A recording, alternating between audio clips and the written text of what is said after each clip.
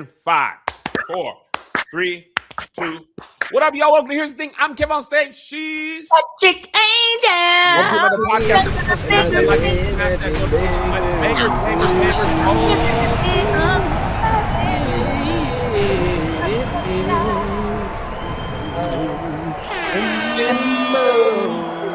Welcome to the bonus episode. On today's episode, we're talking Tyra Banks. I'm giving a full recap of me hosting ABFF. We're talking about Angel's best friend, Stephen A. Smith, running for president, and Unctendernism going solo. All that and more on the bonus episode. If you're not on Patreon, you ain't paying the funky little $5. You ain't putting nothing in on the chips. You ain't bringing nothing to the cookout.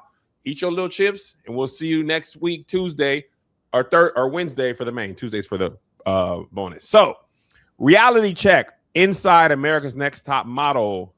3 episodes? 4 episodes? 3 episodes. I watched it all in succession on Monday. Angel, I'm going to kick to you first. As a Black woman, this show was executive produced and hosted by a Black woman. We want to talk about Tyra. We want to talk about the time period, the show, the Jays, the reboot. But what was your first kind of thoughts as you were watching this documentary? Okay, I'm going to put all types of disclaimers, caveats out before I say exactly how I feel. Okay. I don't know Tyra Banks. I've never met her. From afar, watching her in the past, super proud of everything she's accomplished. I think she's a gorgeous woman, has always been a gorgeous woman. Absolutely loved her. This documentary was the worst showing she could have ever done for herself.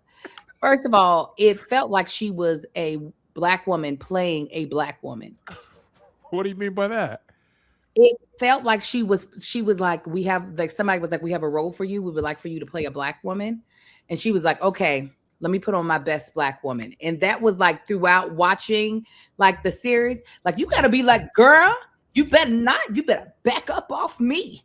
Popeye's commercial? It was very much so giving Popeye's commercial. It's like if you were to give a white woman that action, play a Black woman, that is what it sounded like. And I don't know why I didn't hear it as much before, but watching it back, I was like, what? That don't even sound like natural coming out of your mouth. It feels like you're playing at something. You know, my mother only yelled at me because she loved me. I love you. You are disappointing me. And then watching her interstitials or confessional pieces, I was like, oh wow, like she has been playing this Black woman this entire time, because the way she was talking like a white politician that does not really grasp the gravity of, we didn't know. I just was doing what I thought. That one hurt me a lot. It hurt you. You weren't the one getting yelled at. I don't want to talk about that. I want to call him. I want to call him. He's important to me. It's been 10 years. The phone ain't worked in 10 years. So I was like, I still don't know the woman, but that was a terrible showing. I was like, girl, you let them interview you and this is the words you said? Yes. That's what stuck out to me. I was just like, oh, Tyra, this don't look good. This don't. My initial thoughts as a Black man, by the way, shout out to you, Kev. You let Angel talk good. You getting better and better.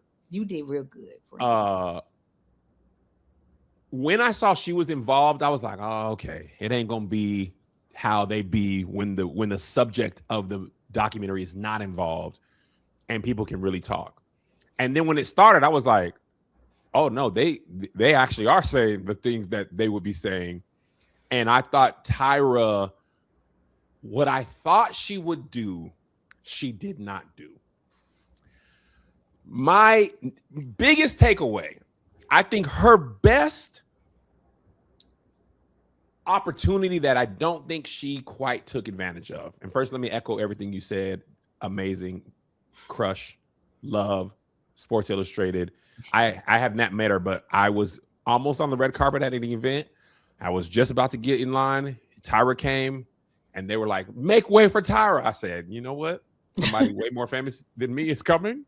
I already was already a long shot that I got on the red carpet at the time I arrived. That shot is now over. I went outside and sat down. Mm-hmm. So much respect to you, Tyra. It's one of those things. There's a lot of things happening in this. Here's where I think Tyra messed up the most. I think had she sat down and looked directly into the camera and said, "Hey guys, as I look back on this show with 20 years of hindsight and how the world has changed underneath me and what I look back at now, I was trying to get Black women into the modeling. I was trying to get plus size women into the modeling. I was also trying to make good TV and keep up with what that was. I was young. It was my first time. But all that being said, as I look backwards, I can see unintentionally, I caused a lot of harm and damage to these people in this way, that way, and that way. Here's where I made some mistakes. Looking back, if I could do it again, I would do this differently. Here's my learnings. Here's this. Here's that. Here's matter of fact. I think if she could have done that, it would have been like, okay, we understand. Because what I realized is I didn't watch nearly as much America's Next Top Model as I thought I did. So I was seeing a lot of those things and I was like, oh, I don't remember that at all.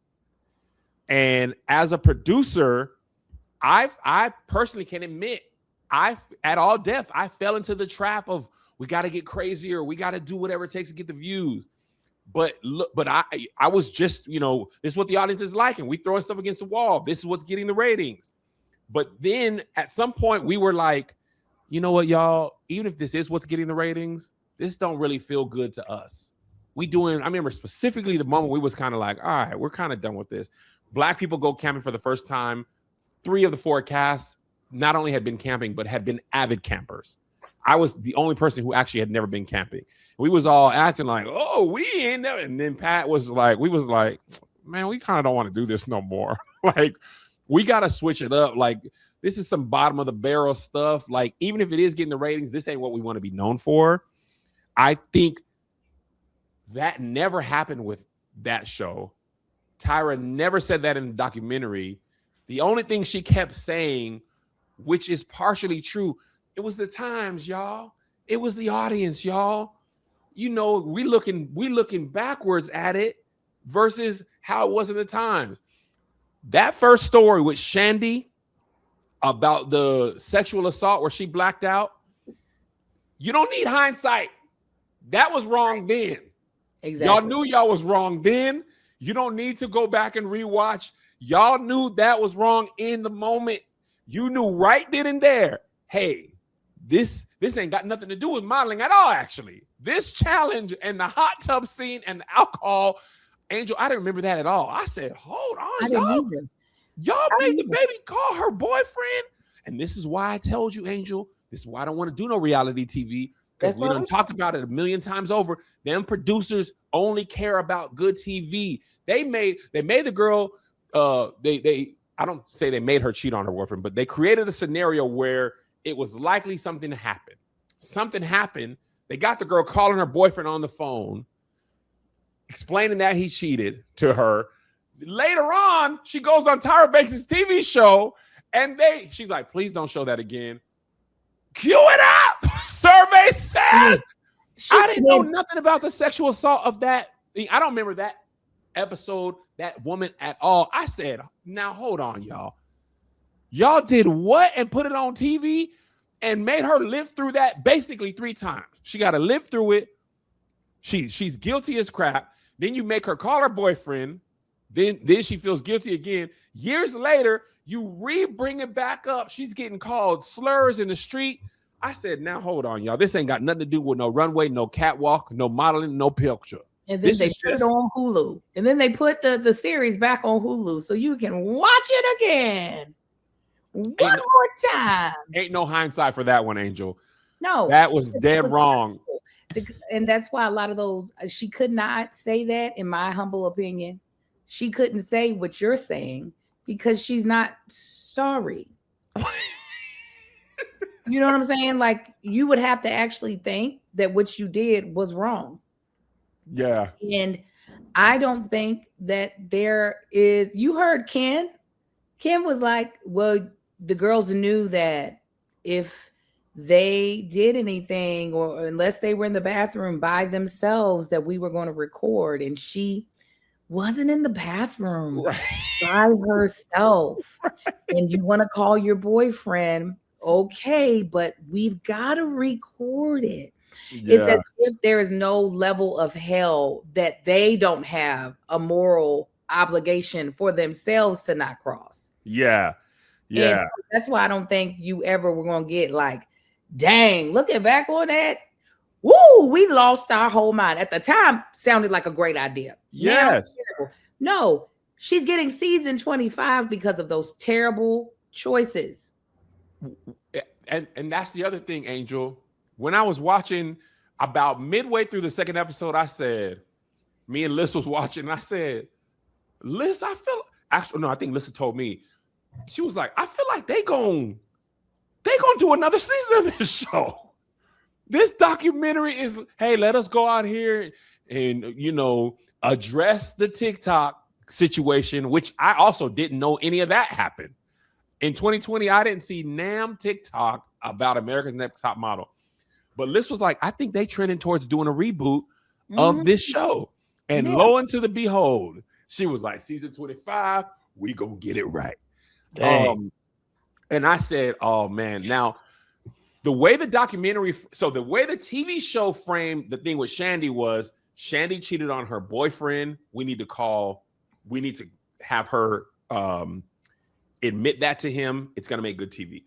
The way the documentary framed this is, she was. If you'd like to continue this video, please subscribe to the Patreon. If you'd like to continue this video, please subscribe to the Patreon.